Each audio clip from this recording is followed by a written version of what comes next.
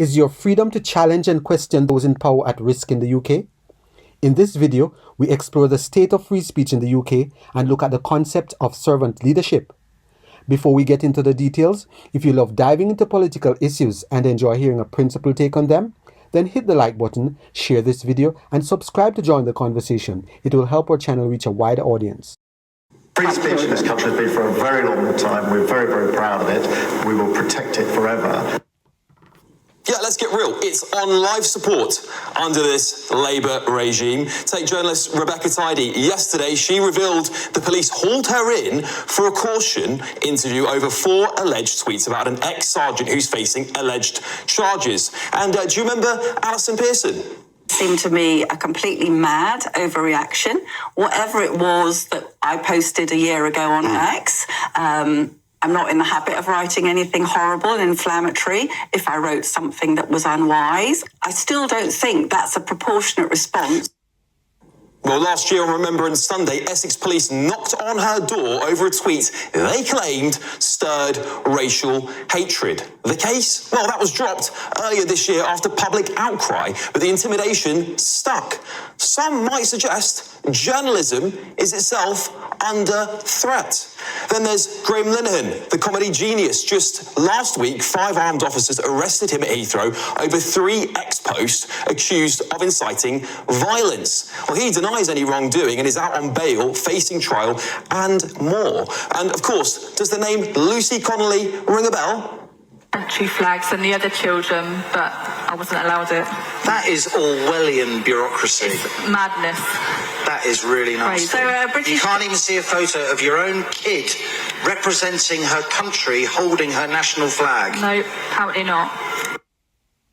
Yeah, need I say more on her case? Well, Starmer had to admit in PMQs, we must ensure the police focus on the most serious issues. Well, it all sounds a bit too late for that, Prime Minister.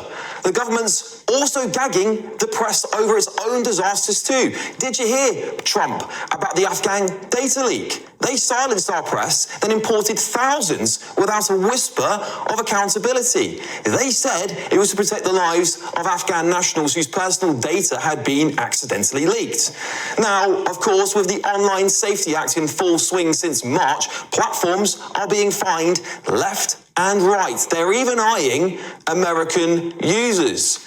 Starmer's also lecturing the police for overreach, but Met Chief Mark Rowley's had enough. He's demanding the new Home Secretary Shabana Mahmood rewrite the laws within weeks to stop officers policing tweets instead of the streets. But as Starmer very well knows, the cops enforce what politicians like him pass in legislation. So why doesn't the PM pretend he has this huge majority in Parliament and just scrap these Orwellian rules? Over 30 arrests a day for online posts. That is more than 12,000 a year, according to 2023 data. Well, that's just been reported in the last few months as well. That is more chilling, isn't it? Because we know Russia arrests less people over social media posts than we do. Very surprised to see what's happening are you talking about the UK in particular, right? Yeah, I'm very surprised to see what's happening. Sad. It's not a good thing.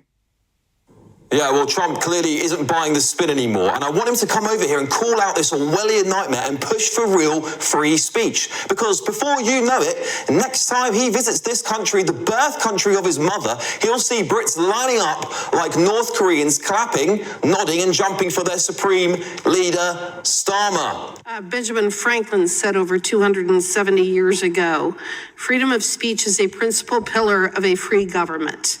When this support is taken away, the constitution of a free society is dissolved and tyranny is erected on its ruins. An evil magistrate entrusted with power to punish for words would be armed with a weapon, the most destructive and terrible. Under pretense of pruning off the exuberant branches, he would be apt to destroy the tree.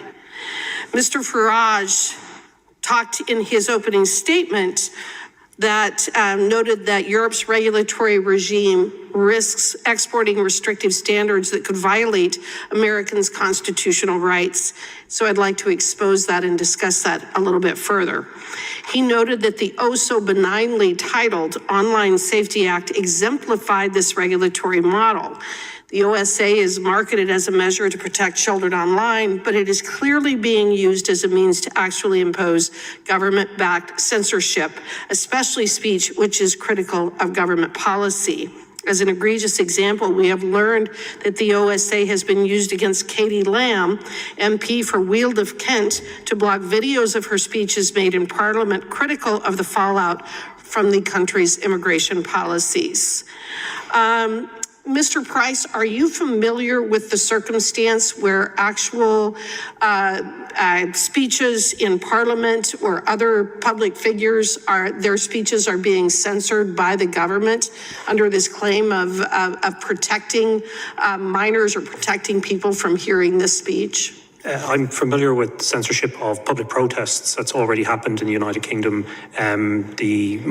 The Online Safety Act has placed blocks on those to protect children. That's the claim, but it has prevented adults from accessing it as well. So the Times has also reported that using the Communications Act of 2003 and the Malicious Communications Act of 1988, there have been 37 police forces have made over 12,000 arrests in 2023 alone, which is the equivalent of 33 a day, all in relation to social media posts. Are you familiar with that information, Mr. Price? I am, yes. Okay. In July, the House of Commons Science, Innovation and Technology Committee released a report indicating that the OSA was merely a first step, is the way that they have described this. In other words, they are planning to do even more to address what they describe as online harm. Have you heard that as well? I have, yes. Well, and I think that there's something that just happened this week, and a few of the members have referenced it, but it involved the Irish comedian and writer Graham Linehan, who was arrested in Britain, apparently for social media posts about transgender issues. Did you hear of this circumstance? Yes, I did. I know Graham personally. Okay, and according to his Substack article, the trouble actually began when he was in America. He was at the airport in Arizona seeking to fly back to Europe, was told that he did not have a seat, was put on a later flight, and when he arrived at Heathrow, he was met by 5 armed police officers.